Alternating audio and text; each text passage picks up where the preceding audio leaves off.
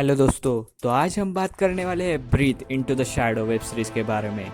कहानी की शुरुआत में हम देखते हैं कि एक लड़की पूजा से अपने घर जा रही होती है, लेकिन रास्ते में हम देखते हैं कि एक इंसान उसका पीछा कर रहा होता है और जल्द ही वो उसे किडनैप कर लेता है। स्टोरी शिफ्ट होती है, हम देखते हैं अविनाश सब्रवाल की फैमिली, जिसमें उसकी बेबी एक शेफ होती है और उनकी एक छोटी बेटी भी होती है जिसका नाम होता है सिया। आगे हम देखते हैं कि सिया के फ्रेंड का बर्थडे होता है, लेकिन आबा को काम से जाना होता है, इसलिए अविनाश कहता है कि मैं तुम्हें लेकर जाऊंगा। हम देखते हैं कि दोनों पार्टी में पहुंचते हैं। उसकी फ्रेंड का बर्थडे होता है, इसलिए अविनाश साइड के एक कैफ़े में जाता है। हम देखते हैं कि जब वो वापस आता है तब वहाँ पर सिया नहीं होती है। अविनाश उसे हर जगह ढूंढता है, लेकिन सिया वहाँ नहीं होती है। थोड़ी देर बाद आभा भी वहाँ पहुँच जाती है। वह भी उसे ढूंढने की कोशिश करती है, लेकिन कुछ फ़ायदा नहीं होता है। थोड़ी देर बाद पुलिस भी वहाँ पहुँच जाती है। वो जब वहाँ इन्वेस्टिगेशन करती है तब उन्हें पता चलता है कि जब सिया गायब हुई उसी वक्त किसी ने बलून कैमरे के ऊपर छोड़ दिए थे। हम देखते हैं कि कुछ दिन बीत जाते हैं, लेकिन सिया का कुछ पता नहीं होता है। किडनैपर भी उन्हें कुछ कॉल नहीं करता है। इसीलिए जो आभा होती है वो कहती है कि प्लीज़ तुम्हारी जो भी मांगे होगी, जितने पैसे चाहिए उतने तुम ले लो, लेकिन सिया को छोड़ दो। ऐसे ऐसे देखते देखते 9 महीने गुजर जाते हैं, लेकिन सिया का कुछ पता नहीं चलता है। हमें एक बात और पता चलती है कि सिया को इंसुलिन की शॉट लगते हैं, वरना उसकी तबीयत बिगड़ जाती है। हम देखते हैं कि कुछ दिन बाद उन्हें एक पार्सल आता है, उसमें एक टैबलेट होता है और एक वीडियो में हम सिया को देखते हैं जो 9 महीने से जिंदा होती है। और हमने स्टार्टिंग में जो लड़की देखी थी वो भी उसकी देखभाल कर रही होती है। किडनैपर अब दोनों को कहता है कि अगर तुम्हें सिया जिंदा चाहिए तो मुझे पैसों की ज़रूरत नहीं है, बस तुम्हें मैं कहता हूँ उनका खून करना पड़ेगा। वो टारगेट दिखाता है। हम देखते हैं कि प्रीतपाल सिंह नामक आदमी उसका अगला टारगेट होता है और वीडियो में हम किडनैपर को भी देखते हैं, लेकिन उसने मास्क पहना होता है। किडनैपर आगे कहता है कि जो टारगेट होगा उसके अंदर गुस्से का इमोशन होना चाहिए मरते वक्त, और वो दिखाता है कि इतना ही इंसुलिन बचा है, इसके अंदर अगर तुमने नहीं मारा तो सिया मर जाएगी। और उसे मारने के बाद वीडियो एक नंबर पर सेंड करने के लिए वो कहता है। हम देखते हैं कि अविनाश इसके लिए तैयार नहीं होता है। वो आभा से कहता है कि वो आज एक खून करने के लिए कह रहा है, कल और कहेगा तो हम क्या करेंगे। वो मान ही नहीं रहा होता है, लेकिन आभा कहती है कि इसके सिवा हमारे पास कुछ ऑप्शन नहीं है। फैमिली के लिए अविनाश मान जाता है और हम देखते हैं कि वो प्रीतपाल सिंह का पीछा करने लगता है।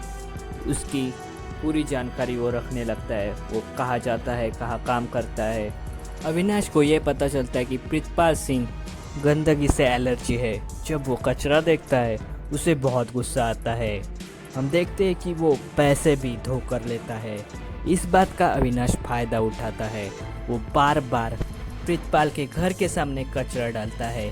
वो चाह भी जाता है। अविनाश वहाँ पहुंचकर कचरे का ढेर डालता है। हम देखते हैं कि इस बात से प्रीतपाल सिंह को बहुत गुस्सा आने लगता है और एक दिन अविनाश प्रीतपाल सिंह को कॉल कर एक जगह पर बुलाता है। प्रीतपाल सिंह पहले से ही गुस्से में होता है, वो वहाँ अकेला ही चला जाता है और अविनाश उसे दौड़ते हुए एक जगह लेकर जाता है। हम देखते हैं कि वो जगह कचरे का मैदान होती है, वहाँ हर तरफ कचरा ही कचरा होता है। प्रीतपाल सिंह इससे अब बहुत ही गुस्सा हो जाता है। पहले तो अविनाश उससे पीछे से वार करता है, लेकिन प्रीतपाल सिंह हमेशा एक पेन रखता है, उससे वो बचने की कोशिश करता है। लेकिन आखिर में हम देखते हैं कि अविनाश प्रीतपाल सिंह का एक कैमरा लेकर रिकॉर्ड करने लगता है और उसके ऊपर जेसीबी चला देता है और ये वीडियो किलर ने दिए हुए नंबर पर सेंड करता है। अगले सीन में हम किडनैपर को देखते हैं। उससे हमें ये पता चलता है कि किडनैपर का एक पैर ठीक नहीं होता है, वो थोड़ा लंगड़ा कर चलता है, जैसे कि एक पैर में उसके लिम्प हो। अगले सीन में हम कबीर सावन को देखते हैं, जो जेल से जल्दी ही छूटने वाला होता है। एक क्रिमिनल को पकड़ते वक्त होता यह है कि गलती से उसकी वजह से एक लड़की गिर जाती है, इसीलिए वो 6 महीने जेल में होता है। आगे हम देखते हैं कि कबीर अपना ट्रांसफ़र दिल्ली करवा लेता है क्योंकि वो लड़की भी उधर होती है। हम देखते हैं कि अविनाश और आभा खुश होते हैं। उन्हें लग रहा होता है कि अब सिया आ जाएगी, इसलिए आभा उसके लिए पसंदीदा चीज़ें बना रही होती है। आगे हम देखते हैं कि उन्हें नया पार्सल मिल जाता है। उसमें अगला टारगेट लिखा होता है। अगला टारगेट का नाम होता है नताशा अग्रवाल।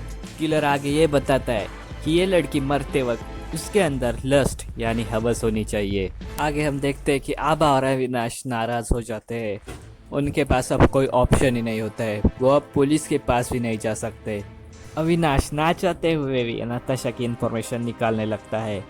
उसे ये पता चलता है कि नताशा को औरतों में ज़्यादा इंटरेस्ट है। उसकी एक गर्लफ्रेंड भी होती है। इसके ऊपर आभा कहती है कि वो जाकर उससे मिलेगी। हम देखते हैं कि पहले आभा फूड ब्लॉगर कहकर नताशा से दोस्ती करती है और उसके साथ जोधपुर जाती है।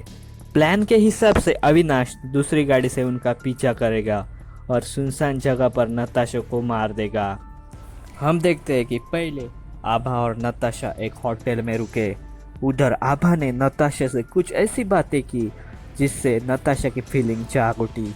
बाद में वो कार से निकलते हैं। उधर सुनसान जगह देखकर दोनों एक दूसरे के करीब आ जाता है। तभी आभा उसके हाथ हथकड़ी से कार को बांध देती है। वहाँ अविनाश भी पहुँच जाता है। वो कार को धक्का देकर खाई में गिरा देता है। जब ये हो रहा होता है तब आभा नताशा का मोबाइल लेकर ये रिकॉर्ड कर लेती है और मर्डर का वीडियो मीडिया चैनल पर भेज देती है और फ़ोन को वो नीचे फेंक देते हैं। इतना सब होने के बाद आभा और अविनाश को लग रहा होता है कि अब तो किडनैपर सिया को छोड़ देगा, लेकिन ऐसा नहीं होता है। किडनैपर उन्हें अगला टारगेट देता है अंगद पंडित और कहता है कि अंगद पंडित के मरते वक्त उसके अंदर डर होना चाहिए। ये देखकर अविनाश आभा से कहता है कि अंगद पंडित तो उसके ही कॉलेज में था। तो वही आभा बताती है कि नताशा के पास उसकी एक पुरानी फ़ोटो मिली थी। इसके ऊपर अविनाश कहता है कि वो जब नैनीताल में स्कूल में था तब वहाँ पर नताशा आया करती थी। अगले सीन में हम किडनैपर देखते हैं। उसने सिया और उस लड़की को यानी गायत्री को एक थिएटर में बंद किया होता है। वो एक सुनसान जगह होती है। हम देखते हैं कि जब वो मांस हटाता है तब और कोई नहीं, वो अविनाश ही होता है। आखिरकार अविनाश ऐसा क्यों कर रहा होता है? हम देखते हैं कि उसने बाहर मॉनिटर रखे होते हैं। उधर वो सिया और उस लड़की पर नज़र रखता है।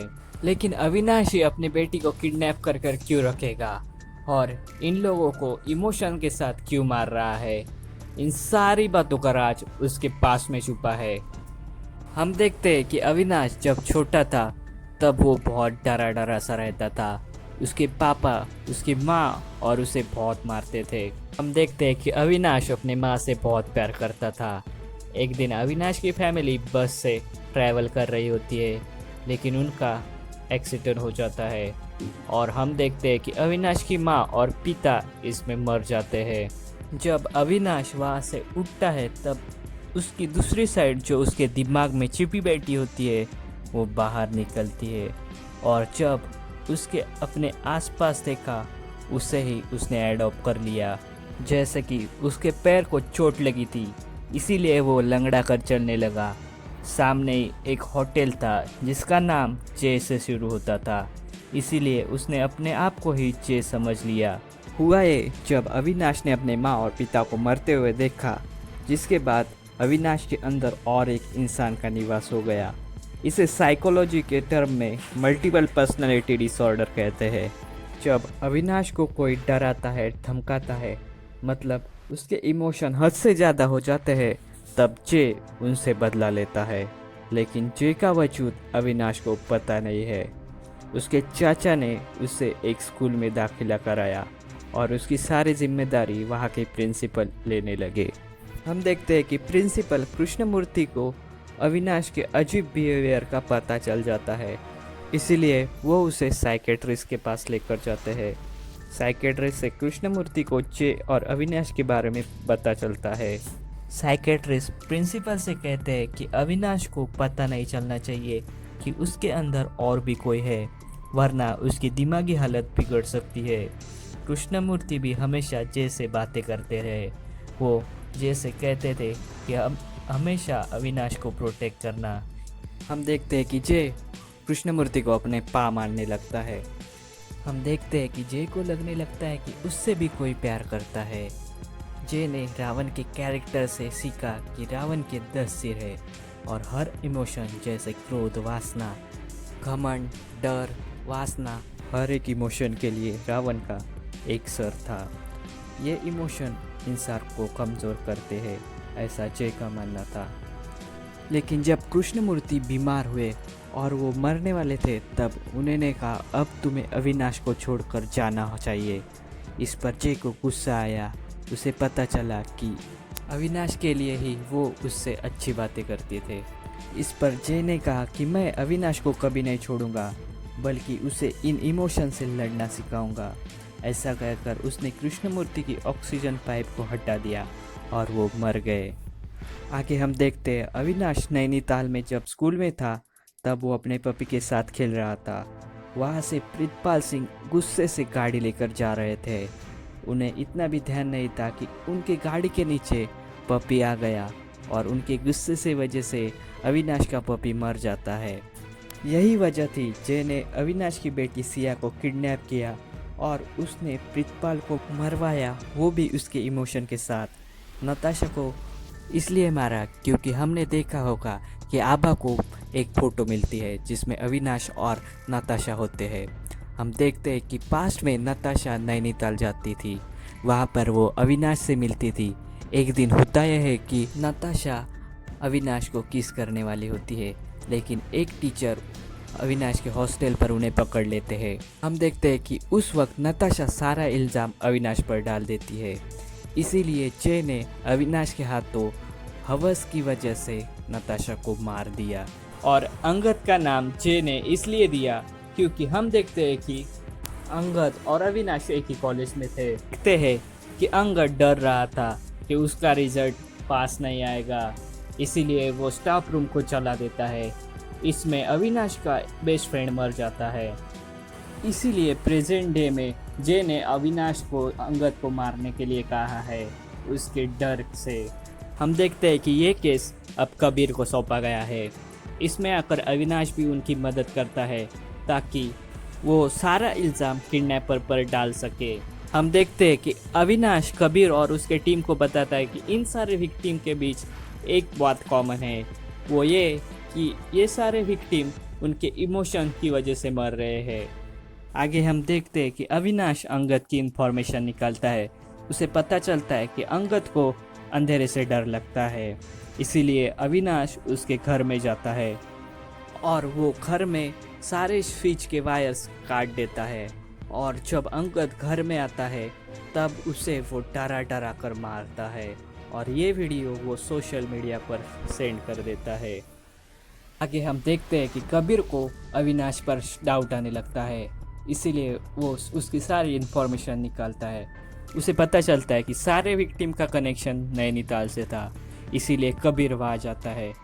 कबीर वहाँ अविनाश के साइकेट्रिस्ट से मिलता है और उसे जय के बारे में पता चलता है। कबीर अपनी टीम से कहता है कि अविनाश पर नज़र रखो।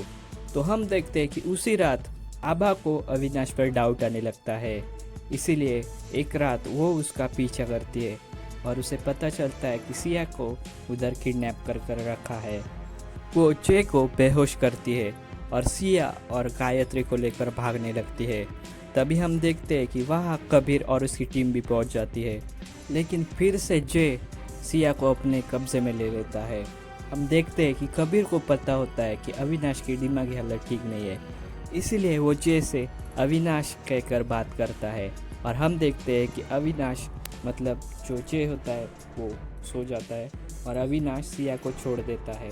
और हम देखते हैं कबीर और जय के बीच फाइट होती है और उसे एक मेंटल असाइलम में डाला जाता है।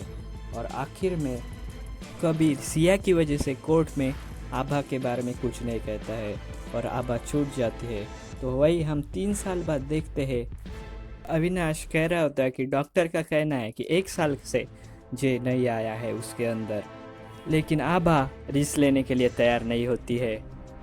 हम एंड में देखते हैं कि अविनाश के अंदर जय होता है और वो लंगड़ा कर चल रहा होता है और जो उसकी फ्रेंड होती है शर्ली उसे एक चिट्ठी देता है जिसके अंदर C16 लिखा होता है। तो इस वेब सीरीज़ का एंड देखकर ऐसा ही लग रहा है कि सीज़न 3 इसका आ सकता है, जिसमें हम देखें कि जे भाग जाता है और बदला लेने की कोशिश करता है। तो दोस्तों, आपको हमारा काम थोड़ा भी पसंद है तो लाइक, शेयर और सब्सक्राइब कीजिए। Thank you.